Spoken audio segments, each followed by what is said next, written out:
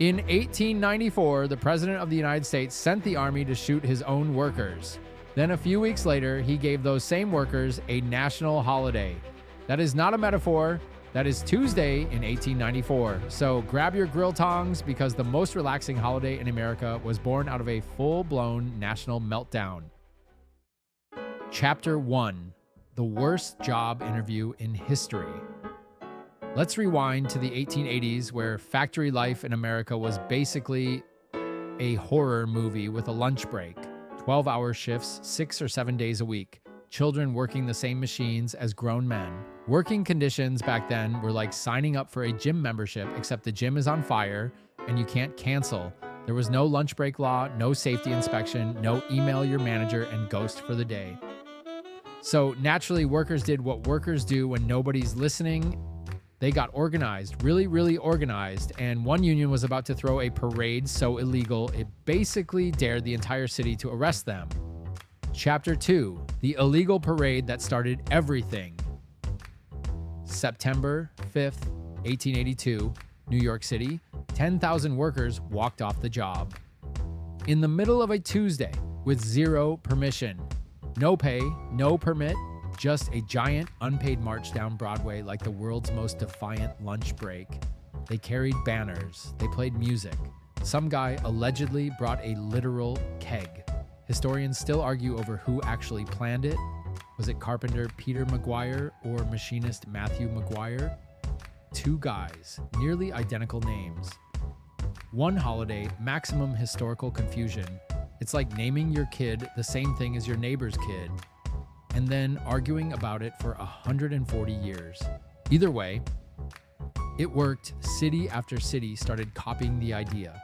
By 1887, Oregon became the first state to make it official. Not because Oregon loved workers more, just because Oregon apparently loves being first at things. Now here's where the story stops being cute and starts being genuinely insane. Chapter 3: The Strike That Scared a President, 1894. The Pullman Company, in which built train cars, slashed wages by 25%, but they did not lower the rent on the company-owned houses those workers had to live in. That's like your boss cutting your salary in half, and then still charging you full price for the vending machine in the break room he also owns. So the workers did the only reasonable thing. They stopped working, all of them. Everywhere, over 150,000 rail workers joined in. Trains across the country just stopped. The federal government looked at a nationwide transportation shutdown and thought, this seems like a job for the Army. President Grover Cleveland sent in federal troops. People died. It got ugly fast. And then, in the single strangest political plot twist of the entire 1800s, Congress rushed through a bill making Labor Day a national holiday. Just 6 days after the strike ended, it passed unanimously. Grover Cleveland signed it almost immediately. So, think about that timeline for a second. Send the Army to crush the strike on feast, then immediately give everyone a holiday, so they'd stop being angry about the Army part. It's basically the most expensive apology gift in American history, like knocking down someone's house and then buying them a really nice welcome mat. Chapter 4: Why September and Why Not May? Here's the part that trips up almost everyone. Most of the world celebrates workers on May 1st. The US specifically picked September instead, on purpose. Why? Because May 1st was already associated with a violent labor incident in Chicago and a wave of socialist and anarchist movements in Europe. American lawmakers basically looked at May Day and said, let's celebrate workers, but make it the version with less baggage. It's the holiday equivalent of avoiding your ex at a party by picking a completely different party on a completely different night. Same guest of honor, zero drama, everybody wins. And here's the twist, nobody tells you at the barbecue.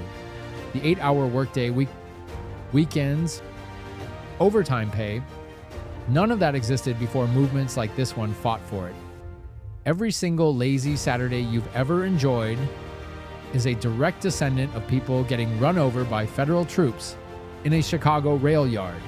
Your nap is historically significant. Act accordingly. So, next time someone tells you Labor Day is just the unofficial end of summer, remind them it's actually the unofficial end of a president sending troops to fight his own citizens. Same energy, different century. If you liked watching one holiday secretly be a 5-alarm political crisis, you're going to love the next video.